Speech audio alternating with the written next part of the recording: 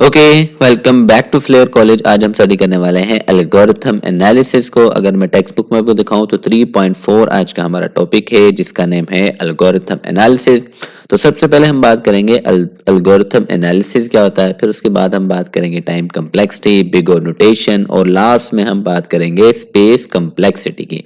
Okay, तो start करते हैं हम एल्गोरिथम एनालिसिस को। एल्गोरिथम एनालिसिस का मतलब है किसी भी एल्गोरिथम की कंप्यूटेशनल कम्प्लेक्सिटीज का तजिया करना। अब कंप्यूटेशनल कम्प्लेक्सिटी क्या होती है, इसमें बेसिकली दो चीजें शामिल होती है। एक होता है हमारा टाइम कम्प्लेक्सिटी, दूसरी होती है हमारी स्पेस कम्प्लेक्सिटी।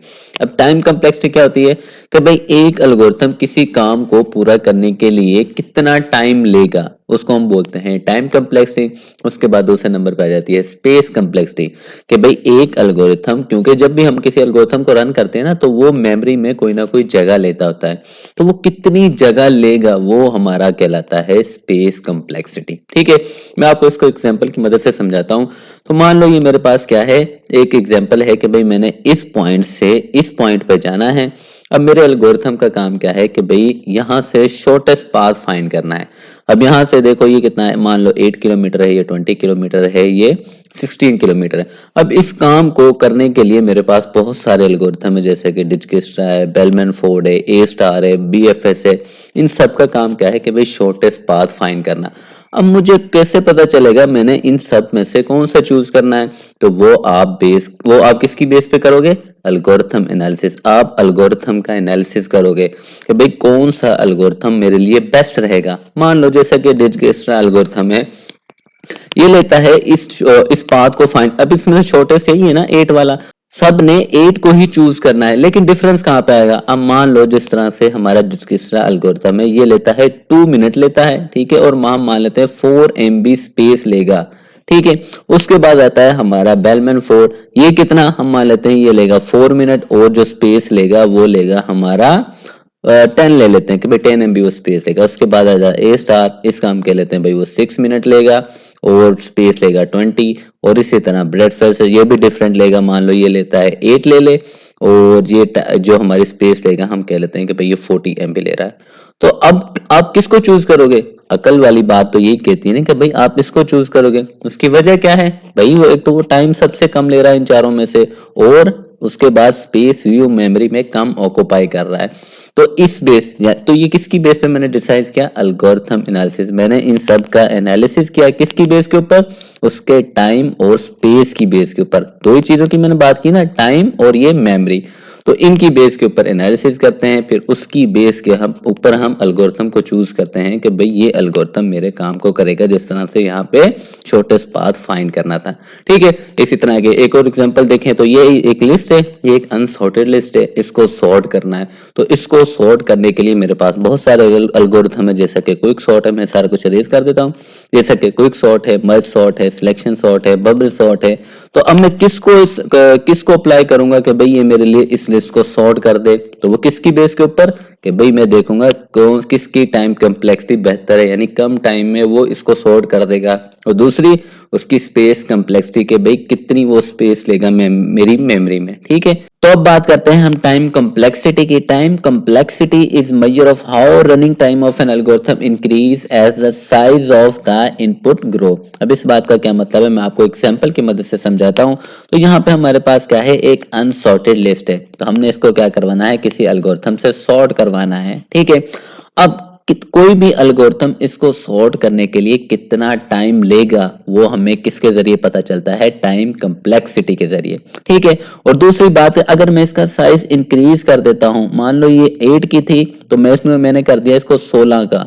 तो अब 16 को सॉर्ट करने के लिए कितना टाइम लगेगा, ये भी हमारा टाइम कम्प्लेक्सिटी के जरिए ही हमें पता चलता है। ठीक है, it help us understand how efficiently an algorithm perform when dealing with the larger amount of data.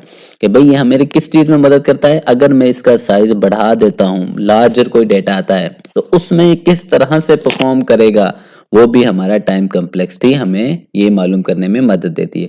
उसके बाद time allow the predict how this run time will grow as size of the list become larger, कि भाई किस तरह से इसका time बढ़ेगा। मान लो यहाँ पे है 2 मिनट लग रहे हैं इस 8 को सॉर्ट करने के लिए, अब मैंने इसको डबल कर दिया तो डबल में कितने लगने चाहिए, 4 मिनट। ठीक है, तो अब ये किस तरह से ग्रो हो रहा है टाइम, ये भी हमारा टाइम कम्प्लेक्सिटी के जरिए ही हमें पता चलता है, हम प्रिडिक्ट कर लेते हैं। ठीक हो गया।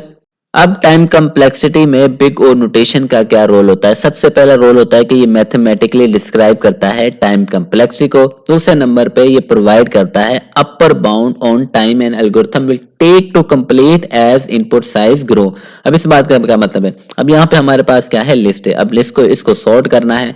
अब कोई भी एल्गोरिथम जब इसको सॉर्ट करेगा ना, उसके 3 केसेस हो सकते हैं। एक होता है इसका बेस्ट केस। अब बेस्ट केस में क्या होता है, मान लो ये हमारी जो लिस्ट है ऑलरेडी सॉर्टेड है, बस ये 2 जो एलिमेंट है ये सॉर्टेड नहीं है, तो इनको वो फौरन सॉर्ट कर देगा। तो इस केस में मान लो 1 सेकंड लगे। ठीक है, उसके बाद आता है हमारा एवरेज केस।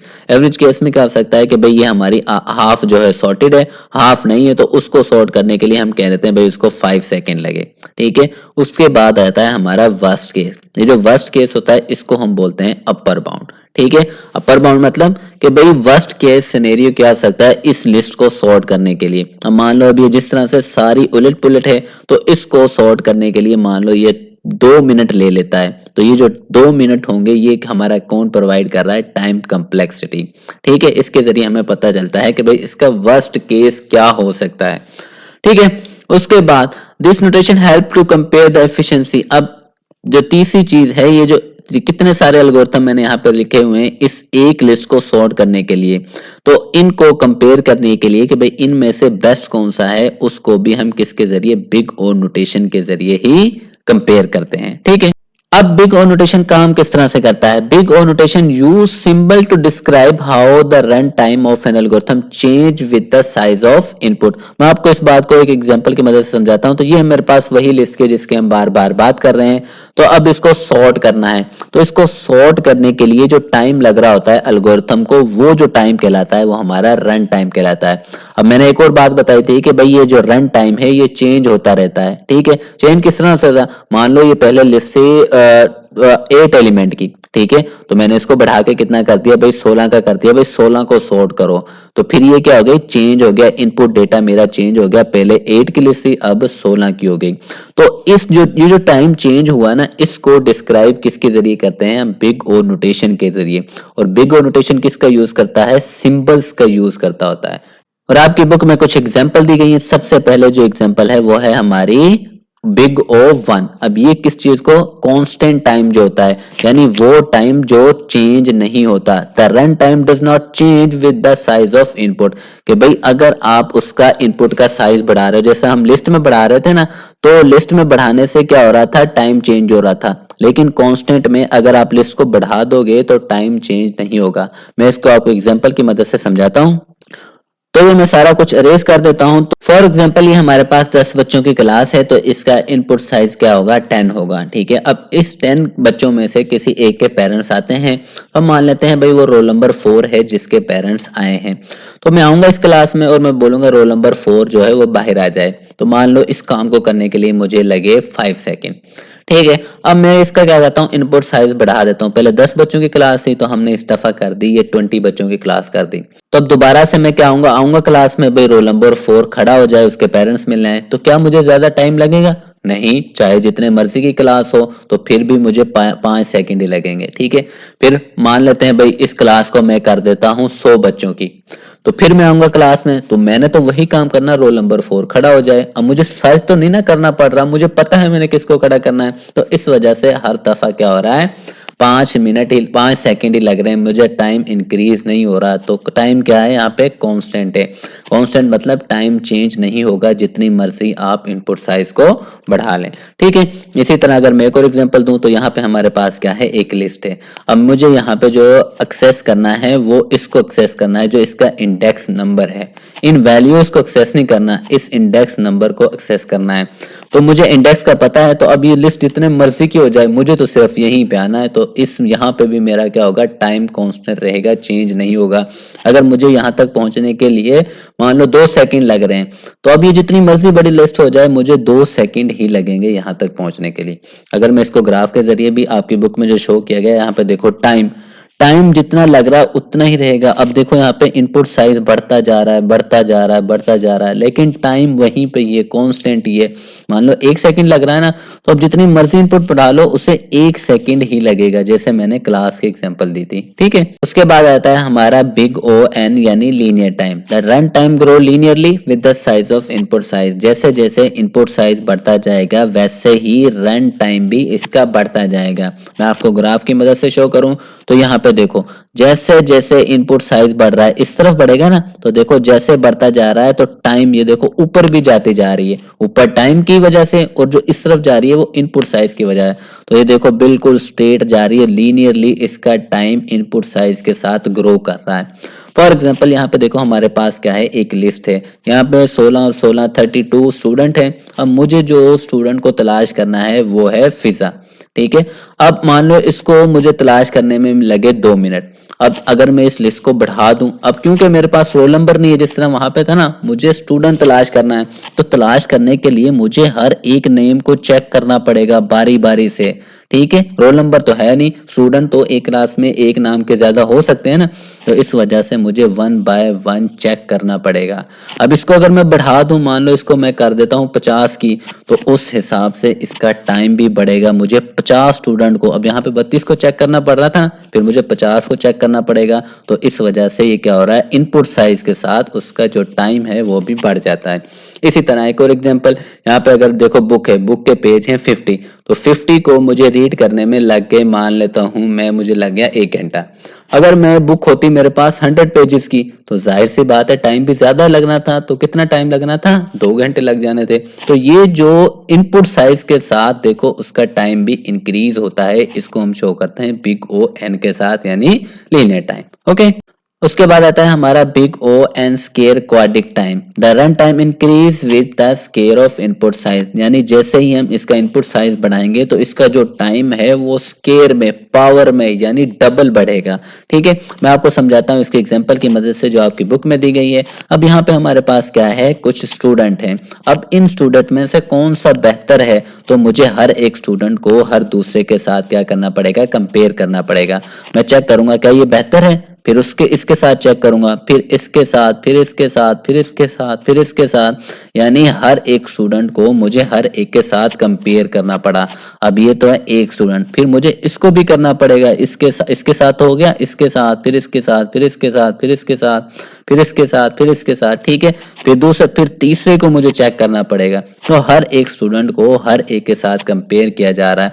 लेकिन अगर मैं इसका इनपुट साइज बढ़ा दूं, अब ये तो है मान लो 8 स्टूडेंट है, मैं इनको कर देता हूँ 16, तो फिर हर एक स्टूडेंट को 16 से कंपेयर करना पड़ेगा। पहले इसको करूंगा, फिर इसको करूंगा, तो देखो कितना ज्यादा टाइम इसका इंक्रीज हुआ है, यानी पावर्स में डबल टाइम इसमें इंक्रीज होता है। इसी तरह मेरे पास यहाँ पे क्या है, लिस्ट है। अब मुझे यहाँ पे तलाश करना है कौन सा सबसे बड़ा मैक्सिमम नंबर है इसके अंदर। तो मैं क्या करूंगा, पहले इसके साथ कंपेयर करूंगा, फिर इसको इसके साथ, फिर इसके साथ, फिर इसके साथ, फिर इसके साथ, फिर इसके साथ। जब मैं एक को कंपेयर कर लूंगा फिर दूसरे को कंपेयर करना स्टार्ट कर दूंगा, इसके साथ, फिर इसके साथ।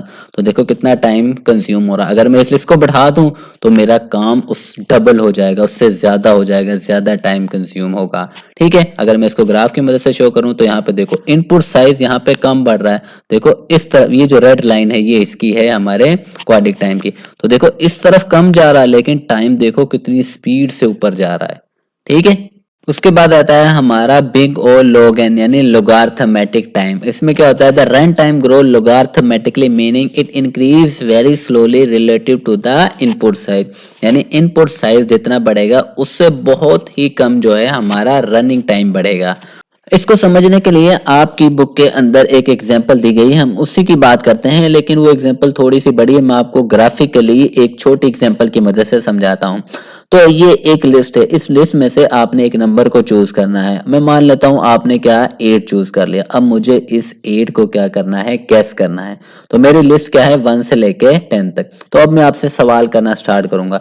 मैं पूछूंगा कि क्या वो नंबर 5 से बड़ा है, तो अगर तो वो 5 से बड़ा है तो यहाँ पे देखो बड़ा है, तो बड़ा यस हो जाएगा। तो मतलब ये जो मेरी लिस्ट थी ये मेरी गेम से निकल गई, यानी अब मैं इसके रिलेटेड सवाल नहीं पूछूंगा, यानी आधा मेरा जो क्वेश्चन है वो सॉल्व हो चुका है। ठीक है, फिर उसके बाद मैं पूछूंगा क्या वो नंबर 8 से बड़ा है, क्या वो बड़ा है, नहीं है, तो फिर जो ये वाला मेरा पार्ट है ये भी गेम से निकल गया, अब ये जो पार्ट रह गया।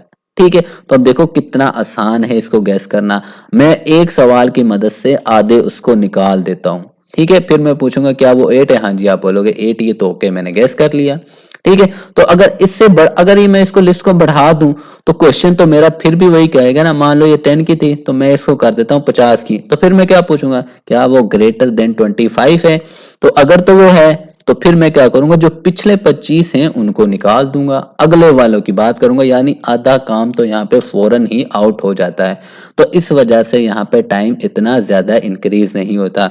अगर मैं आपको इसके ग्राफ में भी दिखाऊं तो यहाँ पे देखो ये जो आपको ब्लू जो आपको सॉरी येलो लाइन जो आपको नजर आ रही है ये किसकी है, हमारे लोगार्थमेटिक की है। यहाँ पर देखो इनपुट साइज तो इंक्रीज हो रहा है, देखो कितना यहाँ तक इंक्रीज हो चुका है, लेकिन टाइम देखो ऊपर नहीं जा रहा। अगर ऊपर जा रहा होता तो ये जो येलो लाइन है ये ऊपर की तरफ जा रही होती, नहीं ये किस तरफ, इस तरफ जा रही है, यानी बहुत ही कम जा रही है, क्योंकि यहाँ पे इतना असर नहीं होता इनपुट साइज के बढ़ने से। ओके, तो अब लास्ट में हम बात करते हैं स्पेस कॉम्प्लेक्सिटी की। जैसा कि मैं पहले एक्सप्लेन कर चुका हूं कि ये मेरे पास क्या है, एक अनसॉर्टेड लिस्ट है, इसको सॉर्ट करने के लिए मेरे पास मुख्तलिफ एल्गोरिथम है। अब इनमें से किस एल्गोरिथम को मैं चूज करूंगा कि वो मेरी इस लिस्ट को सॉर्ट कर दे, तो मैं क्या करूंगा इन एल्गोरिथम का एनालिसिस करूंगा। अब इसके एनालिसिस में मेरे पास दो चीजें होती हैं, एक होता है टाइम कॉम्प्लेक्सिटी कि भाई मैं फैसला करूंगा इनमें से कौन सा एल्गोरिथम कम से कम टाइम में मेरी इस लिस्ट को सॉर्ट कर दे। ठीक है, और दूसरी चीज होती है हमारी स्पेस कॉम्प्लेक्सिटी। स्पेस कॉम्प्लेक्सिटी कि भाई ये कितनी जगह लेगा, कोई भी एल्गोरिथम जिसको मैं चूज करूंगा कि वो कितनी जगह लेगा, जो कम से कम जगह लेगा मैं उसको चूज करूंगा कि मेरी वो इस लिस्ट को सॉर्ट कर दे। ठीक हो गया, तो space complexity measure how amount of memory or space an algorithm use changes as size of the input data increase. कि भाई ये जो हमारी लिस्ट है जिसको जो मैंने सॉर्ट करना है ये कितनी स्पेस लेगा। ठीक है, अगर मैं इसका इंक्रीज कर देता हूं इस लिस्ट को तो फिर ये कितनी स्पेस लेगा, वो हम किसके जरिए मेजर करते हैं, हमारी स्पेस कॉम्प्लेक्सिटी के जरिए। ठीक है, यानी ये यूं कह लो कि जो हमारा मेजर करने का जो प्रोसेस है जो हम मेजर करते हैं उसको हम बोलते हैं स्पेस कॉम्प्लेक्सिटी। ठीक है, it help us understand how efficiently N algorithm use memory when dealing with the large amount of data. ये हमारी ये बात समझने में मदद देता है कि जब हम लार्ज डेटा का यूज करते हैं तो ये कितने बेहतर तरीके से मेमोरी का यूज करता है, कितने बेहतर तरीके से चीजों को मेमोरी में अरेंज करता है। क्योंकि देखा होगा ना आप अपने कमरे को देखते हो, आप जितनी अच्छे तरीके से कमरे को अरेंज करते हो उतनी ही स्पेस आपको नजर आती है। अगर आप चीजों को ऐसे ही खिलार के पटक दोगे तो आपको क्या लगेगा, भाई कमरा तो फुल हो गया, लेकिन अगर उन्हीं चीजों को आप अरेंज कर दो तो आपको लगेगा कमरे में बहुत ज्यादा जगह है। तो इसी तरह हमारी मेमोरी होती है, तो कौन सा एल्गोरिथम कितने बेहतर तरीके से हमारी मेमोरी का यूज करता है वो हमारा क्या कहलाता है, स्पेस कॉम्प्लेक्सिटी कहलाता है। ठीक है, एग्जांपल भी दी गई है, if an algorithm need to store a list of number its space complexity tell how much memory will be required. जैसा कि आपको ये लिस्ट नजर आ रही है, अगर मैं इस लिस्ट के एलिमेंट को बढ़ाता हूं तो कितनी मेमोरी और रिक्वायर्ड होगी, वो हमें क्या बताती है, हमारी स्पेस कॉम्प्लेक्सिटी बताती है। ठीक है, आई होप आपको समझ आ गई होगी। कोई क्वेश्चन हो तो पूछ लीजिएगा, चैनल को लाजमी सब्सक्राइब कीजिएगा। ओके।